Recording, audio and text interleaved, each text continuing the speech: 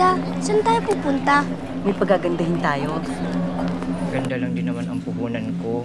Pag maganda ako, may career ako, alam mo na yan. Pag bata ako, forever beauty queen ako.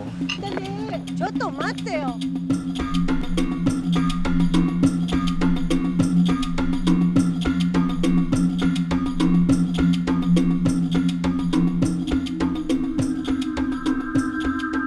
Tita, bakit ang sweet nila together? Mahahabol niyo ang motor, pero hindi ang ganda ko. Gina! Relax, maganda tayo ngayon, ha? Lagi naman ako maganda, Jun. Inoon ko pa naman kasi sinasabi sa'yo na huwag kang magganyan, hindi legal yan. Doktor ka ba? Eh, pati yung pamangkin mo napapahamak na eh. Friend, paano pag nalaman na nagtuturo ka ng mga piyong? Kung gusto mong gumanda, magtiis ka.